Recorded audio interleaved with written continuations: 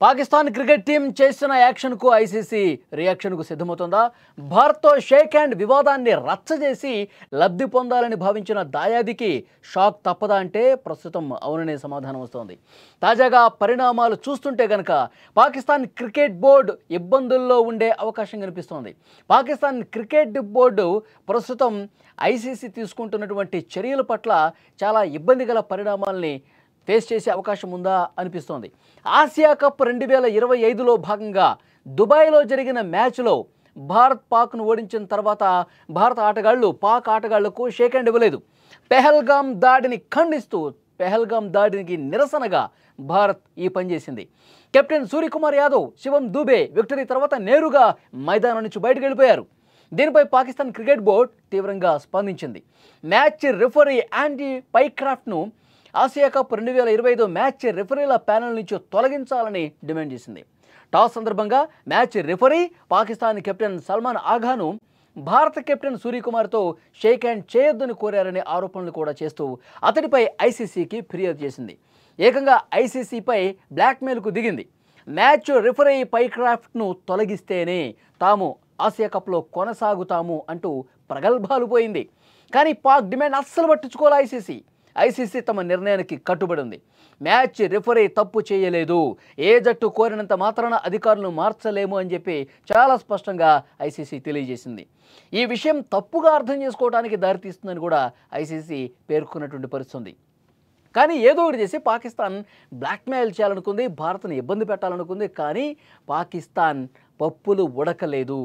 అలాగే యూఏతో మ్యాచ్ సందర్భంగా పెద్ద డ్రామానే ప్లే చేసింది పాకిస్తాన్. పైక్రాఫ్ట్ను ఐసీసీ తొలగించకపోవడంతో మ్యాచ్ సమయానికి స్టేడియంకి రాలేదు, హోటల్కే పరిమితం అయిపోయింది. అదొక నిరసన అనుకుంది. కానీ పరిస్థితి చేయి దాటిపోతుందని చెప్పి తర్వాత గ్రహించి మ్యాచ్ రిఫరీ యాండీ పైక్రాఫ్ట్ స్వయంగా రంగంలోకి దిగి ఒక పరిష్కారం సూచించారు. పాకిస్తాన్ కెప్టెన్ సల్మాన్ ఆగా, మేనేజర్ నబీజ్ అక్రమ్ చీమాతో ఒక సమావేశాన్ని ఏర్పాటు చేశారు. ఆ సమావేశంలో కోచ్ మైక్ హసన్ కూడా ఉన్నారు. ఈ సమావేశం తర్వాత గంట లేటుగా గ్రౌండ్కి చేరుకుంది ఆ టీం. పైక్రాఫ్ట్ క్షమాపణ చెప్పడంతో మ్యాచ్ ఆడినట్టు తర్వాత సోషల్ మీడియాలో పీసీబీ ప్రకటించింది. కానీ అంత సీన్ లేదని తర్వాత అర్థమైంది. వాళ్ళు దానికి సాక్ష్యంగా ఆయనతో సమావేశం వీడియోను కూడా పోస్ట్ చేసింది. అయితే అందులో ఎలాంటి ఆడియో లేదు. పీసీబీ మాత్రం మ్యాచ్ రిఫరీ క్షమాపణలు చెప్పారని పేర్కొంది. అయితే ఈ కొత్త నివేదిక పాకిస్తాన్ ఆరోపణ తప్పు అని రుజువు చేసింది. పాక్ చేస్తున్న పిల్ల చేష్టలు ఏవైతే ఉన్నాయో క్రికెట్ లోకాన్ని ఆశ్చర్యానికి గురి చేస్తున్న పరిస్థితుంది. అంతా దుమ్మెత్తిపోస్తున్నారు. ఇంకెప్పుడు క్రమశిక్షణ నేర్చుకుంటారు, ఇంకెప్పుడు నిజాయితీగా ఉంటూ నేర్చుకుంటారు, ఇంకెప్పుడు ఈ వ్యవహారాలన్నీ కూడా మానుకుంటారు అంటూ పాకిస్తాన్ని క్రికెట్ ఫ్యాన్స్ అందరూ కూడా దుమ్మెత్తిపోస్తున్నారు. మన ఇండియన్ ఫ్యాన్సే కాదు, మొత్తం ప్రపంచవ్యాప్తంగా క్రికెట్ని అభిమానించే వాళ్ళందరూ కూడా పాకిస్తాన్ని తప్పుపడుతున్నారు. పాకిస్తాన్ పిల్ల చేష్టలు ఇంకా మానుకోండి, ఎప్పటికైనా మీ బుద్ధి మార్చుకోండి, నిజాయితీగా ఉండండి అంటూ గడ్డి పెడుతున్నటువంటి పరిస్థితి ఉంది. తాజాగా ఐసీసీ కూడా పాక్ మీద చర్యలకు సిద్ధమవుతోందని కొన్ని వార్తలు బయటకు వస్తామని, చర్యలు తీసుకుంటే ఎలాంటి చర్యలు తీసుకుంటారో కూడా చూడాల్సినటువంటి అవసరం కనిపిస్తుంది. అదే జరిగితే ఆ దేశానికి భంగపాటు తప్పదు. ఈ విధంగా అనవసరమైనటువంటి తప్పిదాలు చేస్తూ ఉంది పాకిస్తాన్ అంటూ పాకిస్తాన్ క్రికెట్ ఫ్యాన్స్ కూడా ఆ టీం మీదే గర్మవుతున్నటువంటి సిచ్యువేషన్ కనిపిస్తోంది. సో ఎప్పుడైతే మనం పెహల్గాం దాడికి నిరసనగా అసలు పాకిస్తాన్తో మనకి మ్యాచే వద్దని కూడా పెద్ద ఎత్తున కొంతమంది డిమాండ్ చేశారు. పాకిస్తాన్తో అసలు మనం మ్యాచ్ ఎందుకు ఆడాలి, మనం ఎందుకు ఈ మ్యాచ్ చూడాలి, పెహల్గాం దాడికి నిరసనగా అసలు పూర్తిగా బాయ్కాట్ చేయాల్సింది. కొన్ని సంవత్సరాల పాటు పాకిస్తాన్తో మనం ఆడకూడదు, అప్పుడే వాళ్ళకి సరైన బుద్ధి చెప్పిన వాళ్ళం అవుతామని చెప్పి కొంతమంది డిమాండ్ కూడా వినిపించిన పరిస్థితుంది, తమ నిరసనను కూడా వినిపించిన పరిస్థితుంది. కానీ గేమ్లాగే చూద్దాం ఒక ఆలోచనతో క్రికెట్ ఆడాం.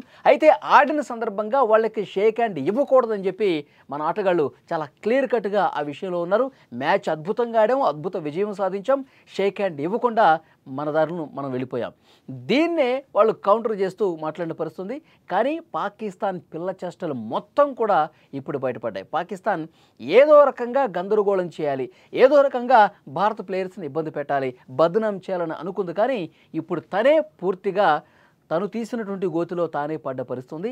ప్రపంచం మొత్తం చూసింది పాకిస్తాన్ వ్యవహార శైలిని. సో డెఫినెట్గా ఇప్పటికైనా మీరు తీరు మార్చుకోండి, బుద్ధి మార్చుకోండి.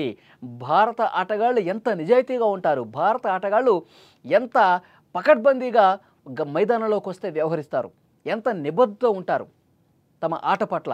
దీన్ని చూసి కనీసం భారత ఆటగాళ్లలో కనీసం ఒక 5% అయినా చూసి నేర్చుకోండి అంటూ పాకిస్తాన్ ఫ్యాన్సే పాకిస్తాన్ని తిట్టే పరిస్థితి వచ్చింది. ఇప్పటికైనా మరి పాకిస్తాన్ తన తీరు మార్చుకుంటుందో లేదో. ఇలాగే వ్యవహరిస్తే కనుక ఐసీసీ చాలా క్లియర్ కట్గా, చాలా సీరియస్, స్ట్రిక్ట్ ఇన్స్ట్రక్షన్స్ పాస్ చేసే అవకాశం కనిపిస్తుంది. వాళ్ళ మీద చర్యలు కూడా తీసుకునే అవకాశం ఉందని చర్చ వినిపిస్తోంది. సో చూద్దాం నెక్స్ట్ ఏం జరగబోతున్నది. పాకిస్తాన్ ఇప్పటికైనా తన తీరు మార్చుకోవాలా.